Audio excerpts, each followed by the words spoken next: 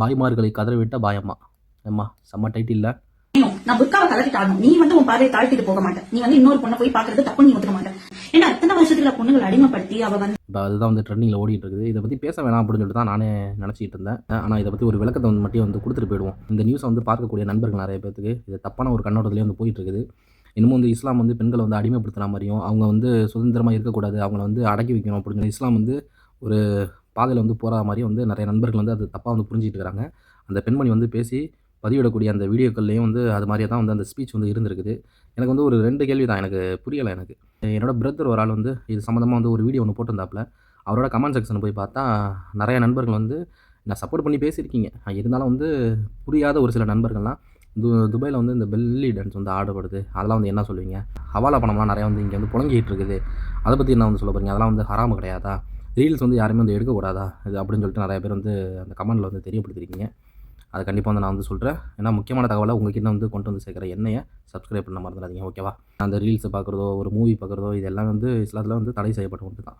ஆனால் காலங்கள் அது சேஞ்ச் ஆக ஒரு சில இதெல்லாம் நம்மளும் சேஞ்ச் பண்ணிக்கிற மாதிரி தான் இருக்குது. அதுக்குன்னு சொல்லிட்டு நான் அந்த ரீல்ஸுக்கு நான் சப்போர்ட் பண்ண வரல. அது மாதிரி பார்த்திங்கன்னா அந்த கமெண்ட் செக்ஷன்லேயே இஸ்லாமிய பெண்மணி இது மாதிரி செஞ்சதுக்கு மட்டும் நீங்கள் எதுங்கிறீங்க, அப்போ மற்ற பெண்மணிகள் இது மாதிரி ரீல்ஸ் போட்டால் நீங்கள் பார்ப்பீங்களா? கமெண்ட்ஸ் அதுவும் பார்த்தேன். நான் பொதுவாக சொல்கிறது இது ஒன்று மட்டும் தான். இஸ்லாத்தில் இந்த ஒரு வசனம் சொல்லப்படுது, உங்கள் பார்வையை தாழ்த்தி கொள்ளுங்கள் அப்படின்னு சொல்லிட்டு. இப்போ நம்ம பார்க்குறது தப்பு கிடையாது. ஒரு மோசமான முறையில் நம்ம ஒரு கற்பனை உருவாக்கிக்கிறது அப்படின்னு சொல்லிட்டு அது மாதிரி தான் நம்ம பார்த்து நம்ம மனசில் ஆசைகளை வளர்த்துக்கிட்டு அதனால் தீங்கு யாருக்கும் விளைவிச்சிடக்கூடாதுங்கிறதுனால தான் இது மாதிரியான வசனம் சொல்லப்பட்டிருக்குது. இஸ்லாத்தில் யாருக்கும் அடிமையாக இருக்கணும் அப்படின்னு சொல்லிட்டு சொல்லிக் கொடுக்கவும் இல்லை, யாரையும் அடிமைப்படுத்த சொல்லியும் அதுவும் கொடுக்க கிடையாது. அதனால் இதையும் தப்பாக நினச்சிக்காதீங்க. அந்த பெண்மணி கமெண்ட் செக்ஷனில் சத்தம் போடுறாங்க அப்படின்னா அதுக்கு ஒரே ஒரு ரீசன் தான், அந்த பெண்மணியோட சுதந்திரத்தை யாரும் தடுக்க வர கிடையாது. அந்த பிள்ளை பண்ணட்டும், செய்யட்டும். அது அந்த பிள்ளையோட விருப்பம், தனிப்பட்ட ஒரு விருப்பம்னு வச்சுக்குவோம். அந்த பிள்ளை உடுத்திருக்கக்கூடிய அந்த ஆடைக்கு மட்டும்தான் பேச வருது எல்லாமே. இப்போ சொல்லப்போனால் இந்த ஹிஜாப் சொல்கிறோம்ல, அதுக்குன்னு சொல்லிட்டு ஒரு மரியாதை இருக்குது. இப்போ ஒரு ஒரு மதங்களுக்கு எப்படி இது போட்ட அடையாளங்களோ அது மாதிரி இஸ்லாமிய பெண்மணிகளுக்கு ஹிஜாப் போட்டால் ஒரு அடையாளம். நான் இது இஸ்லாமிய பெண்மணி அப்படின்னு சொல்லிட்டு இப்போ அந்த உடையை போட்டுக்கிட்டு அந்த பொண்ணு இது மாதிரியான ரீல்ஸ் எடுக்கவும் தான் இது மாதிரியான எதிர்ப்புகள்லாம் அதிகமாக வருது. 2வது அந்த பெண்மணி அவங்க வீடியோவில் சொல்லியிருக்கிறாங்க, நான் ரீல்ஸ் போட்டது வீட்டில் போய்ட்டு மிரட்டியிருக்கிறாங்க. சோசியல் மீடியாவில் நீ போய்ட்டு இது மாதிரி சொல்லியிருக்கியம்மா உன் ஊரை பற்றியே. கடையில் ஒரு பசங்க 100க்கும் மேற்பட்ட நபர்கள் எங்களோட படிச்சுட்டு இருந்தோம் காலேஜ் படிக்கும்போது. பசங்கள்லாம் நீ சொல்கிற அளவுக்குலாம் மோசமான பசங்கள்லாம் கிடையாதுமா.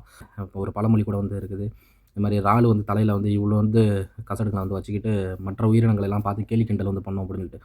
நீ சோசியல் மீடியாவில் உனக்கு லைக்கு கிடைக்கணும், நீ ஒரு ட்ரெண்டிங்கில் வரணும் அப்படிங்கிறதுக்காண்டி ஊர் மக்களையோ ஊரையோ நீ சம்மந்தப்படுத்தி பேசக்கூடாது. உன் வீட்டில் போய்ட்டு கண்டித்து செய்தி சொல்லியிருக்கிறாங்களா இது மாதிரி பண்ணக்கூடாது அப்படின்னு சொல்லிட்டு அவங்க கிட்ட நீ டேரெக்டாக பேசியிருந்துருக்கணும். அதை விட்டுட்டு ஊரில் இருக்கிறவங்கலாம் என்ன ஒழுங்கா அப்படி செஞ்சுருக்காங்க இப்படி செஞ்சுருக்காங்க இது மாதிரி நீ பண்ணுற பற்றியா, இது உன்னைய நீ செய்கிறது சரி அப்படின்னு சொல்லிட்டு நீ சொல்ல வர. நீ எப்பயாச்சும் நீ பண்ணிட்டு போ, நீ ரீல்ஸ் பண்ணு ஏதாச்சும் பண்ணு, அது பிரச்சனை கிடையாது. அந்த ஹிஜாபுக்கும் சொல்லிட்டு உள்ள மரியாதையை காக்க வேண்டியது அது எல்லாரோடைய பொறுப்பும் கூட. நீ சொல்கிறீங்கள என்னோட சுதந்திரம் என்னோட தனிப்பட்ட உரிமை அப்படின்னு சொல்லிட்டு, அதுமாதிரி ஹிஜாபை போட்டுக்கிட்டு இது மாதிரியான செயல்களை செஞ்சினா அதை கேட்கக்கூடிய உரிமையும் கடமையும் ஒவ்வொரு இஸ்லாமிய நண்பர்களுக்கும் இருக்குது. இப்போ ஆண்கள்லாம் இப்போ நம்ம முஸ்லீம் பசங்கள்லாம் இது மாதிரிலாம் பண்ண கிடையாது, செய்ய கிடையாது. எந்த முஸ்லீம் பசங்கம்மா தொப்பியை போட்டுட்டு ஒயின் ஷாப்பில் போய் நீ போய் பார்த்தா அதை பற்றி ஏதாச்சும் வீடியோ இருந்துச்சுன்னா நீ போஸ்ட் பண்ணு. நான் ஜமாத்தார்கள்லாம் கண்டிப்பாக அதுக்கு நடவடிக்கை எடுக்க தான் செய்யும். கான்ட்ரவர்சியான ஒரு சப்ஜெக்ட் பேசி நம்ம போடவே கூடாது. பாப்பா நீ உன்னோட தனிப்பட்ட சுதந்திரத்துக்காக நீ பண்ணுமா, ஒன்றும் பிரச்சனை கிடையாது. ஆனால் எந்த ஒரு குறியீடுகளும் இல்லாமல் நீ பண்ணு. உலகத்தில் இருக்கக்கூடிய எந்த ஒரு மதமாக இருக்கட்டும் யாரையும் நம்ம துன்புறுத்துகிற மாதிரி நம்ம போடக்கூடாது. கமெண்ட் செக்ஷனில் சொன்ன சொல்ல பாய்மார்களை கதறவிட்ட பாயம்மா. பாய்மார்களை கதறெல்லாம் விட கிடையாது. சொல்கிறேன் கேட்டுங்க. எங்கே கொஞ்சம் சைடில் இது மாதிரியான வீடியோக்கெல்லாம் வருது, நம்ம அதை எடுத்து ட்ரெண்டிங்கில் போக விட்ருவோம் அப்படின்னு சொல்லிட்டு ஒரு சில நபர்கள்லாம் இருப்பாங்க. ஏன்னா அவங்க அப்படியே நதி மாதிரி இப்படி அவங்க பாட்டுக்கு அப்படி போயிடுவாங்கன்னு சொல்லிட்டு வச்சுக்கோமே. சொல்லப்போனால் இந்த டாப்பிக்கை பற்றி நான் பேசவே கூடாது. இருந்தாலும் சரி புரிதல் இல்லாமல் இருந்துகிட்ருக்குது, நம்ம புரிய வச்சுருவோம் அப்படின்னு சொல்லிட்டு தான் நாங்களாம் இதை பற்றி நாங்கள் வருத்தப்பட கிடையாது. அப்போ என்னத்துக்குடா நீ இங்கே பேசிக்கிட்டு இருக்க அப்படின்னு சொல்லிட்டு ஒரு சில நபர்கள்லாம் கமெண்டில் போடுவாங்க. நான் ஒரு விளக்கத்தை மட்டும் தான் கொடுக்குறேன். ஏன்னா எங்களுக்கு அது வருத்தம் கிடையாது. ஏன்னா அந்த பொண்ணு எப்படி அந்த பொண்ணோட சுதந்திரம், நான் சுதந்திரமாக நான் இருந்து நான் போட தான் செய்வேன் அப்படின்னு சொல்லிட்டு சொல்லுதோ, அந்த பொண்ணு போட்டுக்கிட்டு இருக்கிற அந்த ஹிஜாபுக்காண்டி நாங்களும் குரல் கொடுக்குறது எங்களோட உரிமையும் தான். நானும் ஒரு முஸ்லீம் தான். அதுக்குன்னு சொல்லிட்டு நான் மற்ற நபர்களெல்லாம் நான் புண்படுற மாதிரிலாம் நான் பேச மாட்டேன். ஏன்னா எனக்கு நிறைய நபர்கள் மாற்று மதத்தை இருந்து சேர்ந்தவங்க தான். ஏன்னா நான் இந்த யூடியூப் சேனலை ஆரம்பிக்கிறதுக்கு மெயின் காரணமும் என்னோடய தலைவர் மணிகண்டன் தான். ஏன்னா இதுக்கு மேலே வந்து சொல்லி ஒன்றும் புரிய வைக்க போகிறது கிடையாது. ஏன் சொல்லப்போனால் வந்து இந்த பொண்ணுக்கு ஆதரவாக வந்து நிறையா வீடியோலாம் வந்துக்கிட்டு தான் இருந்துச்சு. அதையும் நான் பார்த்தேன். நான் அவங்களும் வந்து இந்த வீடியோ வச்சு ட்ரெண்டிங்கில் வந்து மேலே வரணும் அப்படின்னு சொல்லிட்டு நினச்சிக்கிட்டு போடுறாங்கன்னு நினைக்கிறேன். ஏன்னா நல்ல நல்ல கருத்துக்கள்லாம் வந்து இருக்குது. அதை பற்றி வந்து போடமா நீ ஒன்றும் பிரச்சனை கிடையாது. யாரும் உன்னை எதுவும் சொல்ல போகிறது கிடையாது. கருத்துக்களாக வந்து இருக்கக்கூடிய பதிவுகளுக்கு வந்து நீ வந்து ஒரு ஆக்டிங் வந்து கொடு, நான் ஏற்றுக்கிடுவாங்க. வல்கராக இருக்கக்கூடிய பாடல்களுக்கெல்லாம் வந்து ஹிஜாபை போட்டுட்டு இந்த மாதிரி பண்ணுறியம்மா, சிங்கப்பெண்ணா இல்லைனா அசிங்கப்பெண்ணா அப்படிங்கன்னு தெரியும். நான் ஹிஜாபை போட்டுட்டு நான் நல்ல முறையில் தானே வந்து நான் போடுகிறேன். 2வது நான் அவுத்து போட்டுட்டு வந்து ட்ரெஸ்ஸே இல்லாமல் நான் வந்து இதுக்குன்னா உடனே பார்ப்பீங்க அப்படின்னு சொல்லிட்டுலாம் வந்து ஒரு பதிவு ஒன்று வந்துருந்துச்சு. அதையும் பார்த்தேன். ஏன்னா அதெல்லாம் பார்க்கக்கூடிய நபர்கள் வந்து பார்ப்பாங்க. நீ வந்து ட்ரெண்டிங்கில் வர்றதுக்காண்டி இந்த மாதிரிலாம் வந்து பேசிட்டு போவேன்னா, அந்த மாதிரியான டைப்பில் வந்து இருக்கக்கூடியவர்கள் வேறு மாதிரி அவங்க பார்த்துட்டு போகட்டும். நம்மளுக்கு வந்து அந்த இதுக்குள்ளே வந்து நம்ம வந்து போக வேணாம்.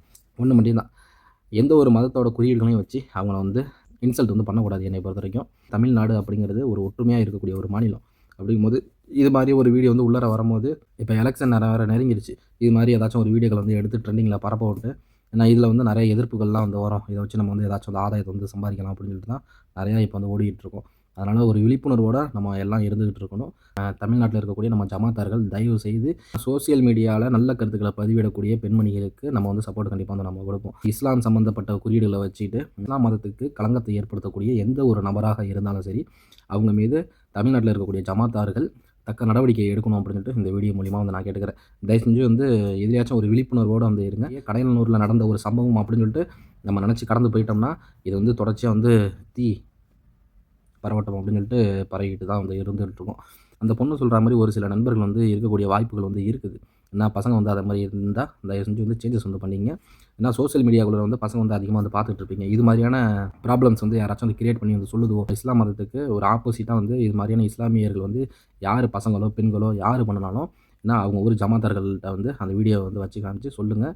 அவங்க அந்த ஜமாத்தார்கள் வந்து கண்டிப்பாக தக்க நடவடிக்கை வந்து எடுப்பாங்க அப்படின்னு சொல்லிட்டு நான் நம்புகிறேன். இப்போ வந்து சொல்லுதோ இல்லை, அப்பா நீ வந்து உன் மதத்தில் இங்கே பாரு, நீ வந்து போடக்கூடாது அப்படி இப்படி நீ வந்து அடிமைப்படுத்துகிற அப்படின்னு சொல்லிட்டு, நான் இது மாதிரியான வீடியோக்கள் வந்து வர்றதுனால தான் நம்ம இதை பேச போய் இதுக்கு வந்து எதிர்ப்பு வந்துகிட்டு இருக்குது. அந்த தொடக்கத்துலேயே வந்து நம்ம கொஞ்சம் வாட்ச் பண்ணி அதுக்கு வந்து நம்ம தக்க நடவடிக்கை நம்ம வந்து எடுக்கணும்.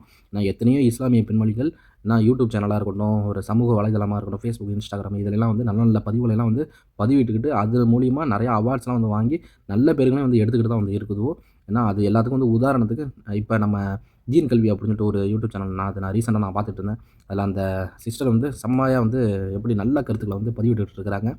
அது மாதிரியான நல்ல கருத்துக்களை வந்து பயனுள்ள கருத்துக்களை வந்து ஏன்னா மோஸ்ட்லி வந்து பதிவிடுறதுக்கு வந்து பாருங்கள். அப்படி சப்போஸ் வந்து நீங்கள் ரீல்ஸ் வந்து எடுக்கணும், உங்களுக்கு வந்து சோசியல் மீடியாவில் வந்து ஒரு மோகம் இருக்குன்னா தயவு செஞ்சு இஸ்லாம் குறியீடு இல்லாமல் தயவு செஞ்சு இதை பண்ணுங்கள். எந்த மதத்தையும் வந்து நம்ம வந்து புண்படுத்தக்கூடாது. இல்லை நீ வந்து என்ன தான் வேணாலும் வந்து நீ சொல்லிட்டு போ, நான் இப்படி தான் நான் பண்ணுவேன், நான் இப்படி தான் நான் செய்வேன் அப்படின்னு சொல்லிட்டு இருக்குன்னா அல்லாஹ் சுப்ஹானஹு தான் வந்து பாதுகாக்கணும். இதுக்கு மேற்பட்டு சொல்கிறதுக்கு வந்து ஒன்றும் இல்லை. கமெண்ட் பண்ணாங்கல்ல, அவங்க எல்லாத்துக்கும் இது ஒன்று தான்.